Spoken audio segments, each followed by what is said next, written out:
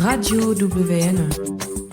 Et oui, Radio Quetch et Radio WNE s'associent en ce week-end pratiques urbaines, les 30 et 31 mai 2026 à la filature. Ça skate, ça roule, ça ride, ça chante et ça boit même de l'eau, soyons fous. Nous sommes avec Stéphane Ruche. Bonjour. Bien le bonjour. Stéphane Ruche, tu es responsable de l'action culturelle et de l'animation globale au centre socio-culturel Le Boat au Drouot à Mulhouse. C'est bien ça ? Exactement, ça fait partie de mes casquettes. Oui. Donc, avant d'attaquer tes autres casquettes, on va peut-être présenter le Boat, puisque le Drouot a pendant très trop longtemps été privé de centre social. Alors on ne rappellera pas l'incendie de la MJC, la destruction du rallye Drouot, magnifique salle de spectacle précurseuse de la filature dans laquelle nous nous trouvons là maintenant tout de suite. Le Drouot est un des quartiers pauvres de Mulhouse, mais enfin il y en a tellement. Est-ce qu'il s'en sort mieux que les autres ? Je ne sais pas. En tout cas, le Boat revit, est né il y a quelques années et a amené une énergie et un enthousiasme souriant dans le quartier, me semble-t-il. Est-ce que tu peux nous dire c'est quoi aujourd'hui le Boat, le centre socio-culturel du Drouot ? Et je crois que vous avez mangé Barbanègre et d'autres quartiers dernièrement. Alors Barbanègre, c'est depuis les démarrages. En fait, effectivement, comme tu l'as dit Jean-Luc, il y avait un vide pendant à peu près 5 ans où il n'y avait plus de MJC, il n'y avait plus de CSC, il n'y avait plus rien dans le quartier. Et donc il y en a certains qui se sentaient oubliés.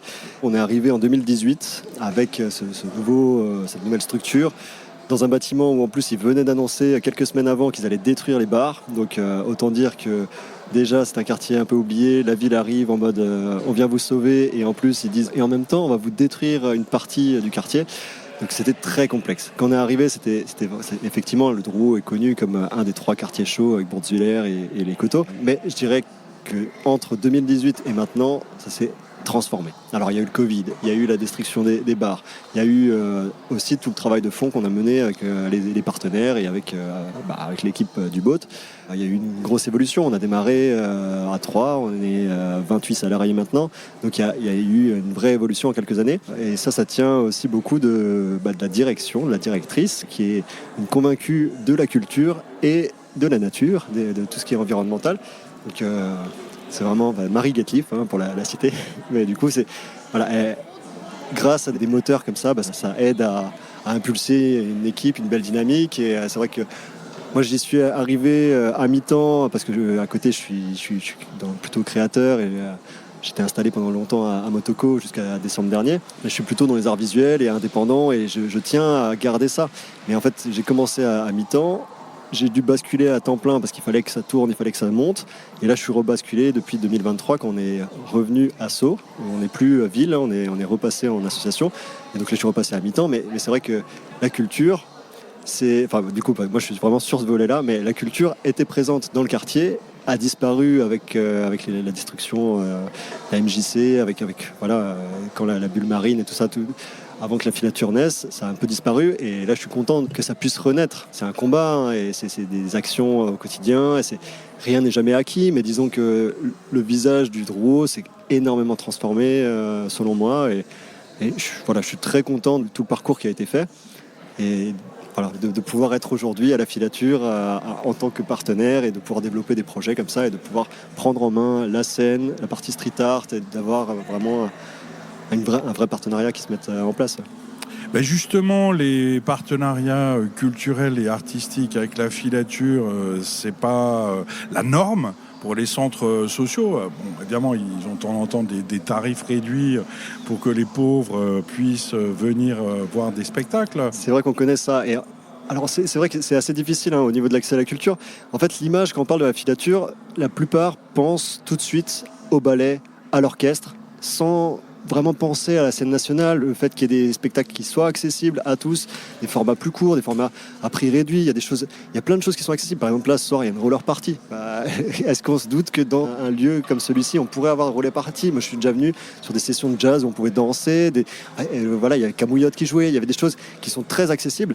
Et en fait, c'est une partie où ça nécessite, en fait, pour faire rentrer du public ici, d'un accompagnement. Il faut de la médiation culturelle, il faut pouvoir emmener au moins au début. Par contre, ce qu'on a vu, c'est qu'il y a certains qu'on avait emmenés il y a quelques années qui maintenant reviennent tout seuls. Donc, il y a quand même une évolution. Après, les CSC, la plupart profitent quand même au moins des places réduites et des tarifs solidaires, des choses comme ça, des dispositifs qui existent, qui sont parfois méconnus. Certains CSC n'en profitent pas beaucoup, ils savent peut-être pas. Mais en tout cas, la plupart du temps, c'est juste pour voir des spectacles. Mais en fait, on peut faire beaucoup plus. Nous, on a déjà demandé mise à disposition de salles. Et tout est facilité. En fait, on a eu la salle Jean Bess, on a eu la salle des commissions, on a pu faire des formations, on a pu faire des projections, des avant-premières de films, on a pu faire pas mal de choses. Et là, moi, avec la filature, on emmène aussi des groupes du classe, on a emmené des collégiens, et on crée des projets avec eux. Et ça, c'est quelque chose qui va encore se développer. Donc, c'est totalement possible, en fait. Et ils sont dans cette démarche. Même encore hier soir, on avait une réunion avec Marie, notre directrice, et avec Benoît et Anne-Sophie, donc le directeur et la chargée des relations publiques. Et donc là, c'était vraiment aussi de ça, de comment on va pouvoir reconstruire aussi. Et donc, c'est des choses, la dynamique et l'envie, ils sont. Après, il faut que les CSC acceptent l'idée que, oui, la filature est aussi un acteur du territoire avec qui on peut composer. Pour moi, j'ai l'espoir que ça peut encore se développer. Que maintenant, il y a aussi sur la mezzanine le tapis de danse. Il y a plein d'espaces, il y a plein de potentiel. La médiathèque, il y a la ludothèque, l'espace jeu qui a ouvert. Il y a plein de choses qui se développent. Il y a le restaurant qui vient d'ouvrir. En fait, le lieu il commence à être plus attractif, je trouve, qu'à l'époque. Oui, on nous vend la démocratisation culturelle, la culture pour tous et toutes depuis les années 50 et André Malraux. Là, il y a un rapport d'études sur les publics de la filature où on apprend, alors c'est pas spécifique à la filature, mais en gros, c'est des vieux. L'âge moyen, c'est 58 ans. La moitié, alors je compte tous les spectateurs, opéra, orchestre, scène nationale, mais la moitié des spectateurs sont retraités et 83% diplômés de l'enseignement supérieur. Et malheureusement, c'est depuis 40 ans, 50 ans qu'on essaye d'ouvrir la culture à tous et toutes. On n'y arrive pas vraiment. Est-ce que dans la pratique, toi, tu as des solutions, des débuts de solutions? Alors, de toute façon, c'est toujours du cas par cas. Et c'est vrai que c'est un travail de fond. C'est une réalité. C'est clair que les convaincus de la culture, oui, c'est la plupart du temps des bobos blancs. On va pas se le mentir. Mais je trouve quand même que c'est quelque chose qui vient tout doucement. Par exemple, Scène de rue, qui est gros spectacle de cirque, des arts de rue. C'est déplacé dans les quartiers. Nous, on a eu la chance d'avoir l'ouverture du festival avec le jeudi qui se faisait au Drouot. Et au début, le public savait à peine ce que c'était, Scène de rue. La plupart, c'est pas pour nous, Et en fait, le fait d'avoir commencé à comprendre et que nous, on tenait la buvette, donc on les intégrait, les bénévoles, à participer, à faire partie de l'événement et tout. En fait, maintenant, même quand nous, on propose plus des sorties, en fait, le public qu'on a emmené, maintenant, il y en a beaucoup qui vont en autonomie, en famille, et qui ont franchi le cap. Et c'est souvent, en fait, la première fois, il faut tenir la main, il faut accompagner, et après, ça vient et ça s'ouvre. Et il y a un vrai frein, et c'est assez culturel, c'est une barrière mentale, en fait, et de se dire, c'est pas pour nous. Et il y a des cultures où l'art, en fait, c'est pas ancré dans la tradition, c'est pas le fait d'aller voir des spectacles, c'est pas inné. Donc, il faut réussir avant tout à faire comprendre que ça a un bénéfice pour tous, que ça a une vraie valeur et que ça peut apporter dans l'évolution personnelle.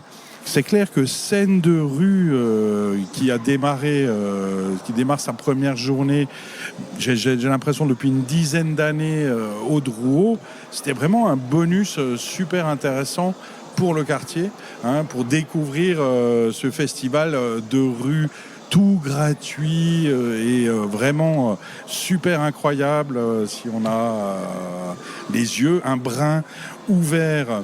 Mais sinon, Stéphane Ruche, responsable de l'action culturelle et d'animation globale au centre socio-culturel. Centre social et culturel, je me permets. On a séparé pour montrer que la culture, c'est pas juste du socio-culturel, mais que c'est vraiment social et culturel. Voilà. Centre social et culturel. Le BOT, il se passe quoi aujourd'hui, samedi 30 mai, demain dimanche 31 mai, à la filature? Qu'est-ce que tu es venu faire ici? Là, on se trouve en plein, en direct du week-end des pratiques urbaines. C'est le fait de pouvoir ouvrir la filature aussi à ceux qui fréquentent plutôt la rue, qui n'ont pas forcément l'habitude de rentrer. Alors, autour de nous, on a toute une grande exposition de planches, mais peut-être que vous en avez parlé, je ne sais pas à quel point vous avez déjà tout décrit, mais en tout cas, on a une collection assez énorme de Totally Street en marge du NL Contest. Ils ont installé aussi des modules sur le parvis. Et aujourd'hui, nous, on coordonne, on a mis en place toute une structure pour que des graffeurs puissent venir faire des démonstrations. Et on a aussi des initiations. Donc là, on a 4 graffeurs. Donc il y a Swap, il y a Pumps, Potty qui a rejoint, qui a une petite inversion parce que Seikyu n'a pas pu venir. Il y a Dédé la Plume. Donc là, les 4 qui font des démos. Et il y a Louis Bottero et Clément Herbe qui font des initiations avec tous ceux qui veulent, adultes, enfants, gratuitement bien sûr. Ensuite nous avons sur la scène le Salut Sarap Show. Donc là, Giggs avec tous ses collègues, donc ils sont une bonne dizaine. En ce moment même, ils sont en train de faire un open scratch, donc des DJ qui s'affrontent, qui font du scratch, qui font des petits mix, qui font des sortes de battles, mais bienveillants entre eux. Donc là, ils sont 3 DJ alternés pendant 1 heure. Juste avant, on avait, alors c'est Anaël, une de notre équipe du BOT, qui est montée sur scène, qui a montré quelques morceaux de ses compositions à la guitare-voix, et que vous pourrez retrouver le 27 juin derrière le BOT. Il y avait également la Maison de l'Autisme de Mulhouse qui est venue, ils sont venus faire un petit concert. Alors, ils étaient à 2 doigts d'annuler parce qu'il y a eu le décès des membres de l'équipe cette semaine. Bon, voilà, ils sont quand même montés sur scène et donc ça se fait avec des résidents, c'est vraiment un travail de la structure médico-sociale. Donc c'est chouette, c'est la première fois où on collabore avec eux. Et il y a eu un défilé aussi de mode. Donc c'était des jeunes du CSC Papin qui sont venus et qui ont travaillé avec Chloé Zeller. Donc ils ont fait un petit défilé. Il y avait 5 tuniques qui ont été faites par elle. Et ils ont eu tout un voyage à Milan. Enfin voilà, c'est aussi une présentation d'un projet. Donc voilà, ça c'est les 3 qui étaient en début de journée. Donc là, on est sur l'open scratch comme je le disais. Ensuite, on aura un open mic où là, il va y avoir il y en a déjà 8 là qui sont dans les starting blocks pour venir. Donc si parmi les auditeurs, il y en a qui veulent freestyler, qui veulent se tester au micro ou faire du clash, si vraiment ils sont dans cette démarche, venez, ça commence à 15h45. Voilà. Derrière ça, il y aura un concert de Salut Sarap, voilà, avec leurs invités. C'est ouvert à partir de 3 ans, 6 ans, 9 ans ? Le open mic ? Ouais. Alors s'ils sont chauds, ouais. Alors nous, on n'a pas mis de limite d'âge. Contrairement aux collègues du Square demain qui, eux, ont limité à partir de 16 ans. Et sinon, malheureusement, il manque un magnifique équipement du centre social et culturel de Baud. Vous avez un vélo cargo plein de micros, un truc incroyable pour se promener en vélo, en faisant de la radio, en enregistrant ceux qui veulent causer. Mais où est-il ce vélo cargo à micro ? On savait que WNE était là, on n'allait pas faire une double utilisation du micro, mais voilà, là il est bien au chaud. Il ressortira mercredi, parce que tous les premiers mercredis du mois de 16h à 17h, on a un live au BOT directement sur le terrain d'aventure, qui est ouvert en fait à tous ceux qui sont présents sur le terrain d'aventure. Quand il fait assez beau, on est dehors, sinon on est dans la salle. Donc là, mercredi 3 juin, on aura la prochaine émission. Voilà, après c'est 1 fois par mois pour l'instant et on est en train de voir si on va développer ou pas. Il y a peut-être l'école Nordfeld avec lequel on va pouvoir en développer un deuxième. On verra. Donc chaque premier mercredi du mois à 16h, les micros sont ouverts sur Radio Bot. C'est ça, exactement. Et sinon, pour d'autres, si on a envie de venir découvrir le Bot, donc le centre social et culturel du Drouot, Barbanègre, il y a quoi qui peut être intéressant pour les Mulhousiens, les Mulhousiennes et les habitants du quartier, bien sûr ? Alors en dehors des vacances scolaires, la plupart du temps c'est du lundi au vendredi, c'est entre 8h30 et jusqu'à 19h avec les derniers soutiens scolaires. En fait il y a des activités pour un peu tous les publics. Alors on n'a pas de la petite enfance à proprement dit, tous les moins de 6 ils doivent être accompagnés de leurs parents. Mais voilà, il y a énormément de choses. Les mercredis après-midi, il y a le terrain d'aventure qui est ouvert à toutes les familles, à tous ceux qui ont envie de venir partager un moment. Donc, les enfants sont sous la responsabilité des parents, mais c'est de 14h à 18h, c'est gratuit. Et après, il y a plein de sorties, mais ça y est, du coup, vaut mieux venir sur place ou alors suivre les réseaux ou d'aller voir le site internet. Et après, pendant les vacances scolaires, on a du terrain d'aventure, des séjours, des initiations aussi. Par exemple, là, début juillet, on va avoir une web-série avec des nombres de places limités. Mais donc ça, c'est un projet avec le récit, avec 2 structures en Normandie, une autre dans le coin. Et en fait, voilà, c'est des projets comme ça de temps en temps. On avait stage architecture, on avait stage où on a déjà fait des courts-métrages. On a... Voilà, parfois par thématique comme ça. Là, on est en train de nous demander des thématiques autour de la danse, donc on est en train de voir comment on peut développer ça. Ça dépend. En fait, il y a un peu pour tout le monde. Et on construit aussi en fonction des demandes. Donc si par exemple il y en a un petit groupe comme ça de 5-6 qui disent ah ouais nous notre truc c'est ça, on réfléchit ensemble, on essaie de voir comment monter ça, comment faire les connexions, comment accompagner individuellement ou en collectif. Mais voilà, c'est aussi le principe, c'est de pouvoir faire comme une maison des projets, pouvoir faire germer aussi les envies des habitants.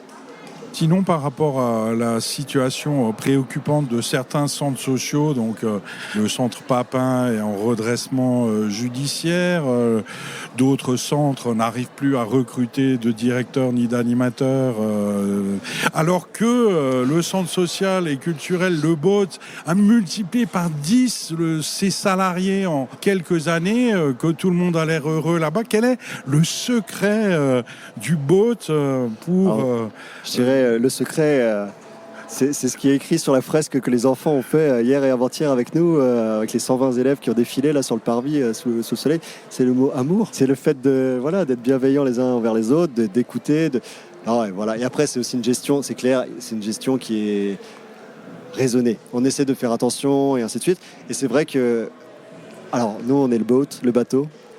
Du coup, on flotte à la surface, on n'est pas encore percé, on n'est pas encore, on n'est pas insubmersible non plus, mais en tout cas, pour l'instant, on a encore la tête hors de l'eau. On fait pas de gros bénéfices, clairement pas. On arrive à s'en sortir et c'est clairement difficile. Et juste pour en revenir sur justement le côté culture, parce que moi c'est ce côté-là. L'année dernière, au niveau des financeurs, ça a été catastrophique. J'ai dû composer la programmation avec des bouts de ficelle. Donc en fait, j'ai eu ça a coupé de partout. Pour l'été, j'ai eu la moitié de ce qui était escompté. Enfin bref, c'était vraiment compliqué. Mais sinon, on se débrouille. Et après, vu qu'on est beaucoup sur le lien social, sur la construction, la jeunesse et ainsi de suite, on mise là-dessus. On essaie de réfléchir à comment ne pas trop engager, comment trouver des financements aussi. Là, on commence à aller vers le mécénat, on a des fonds européens, on essaie d'aller chercher aussi des soutiens chez un maximum de financeurs possible. Oui, le Moulin Nature, par exemple, c'est 70 demandes de financement par an. C'est un sport très prenant. Ouais, mais pas plaisant. En fait, c'est pas une volonté. C'est malheureux qu'on en soit à avoir autant d'administratifs et autant. Voilà, la France est connue pour ça, la paperasse, et toujours on rajoute des intermédiaires, des étapes. Après, voilà, c'est bien qu'on fasse pas n'importe quoi avec l'argent public, ça c'est clair.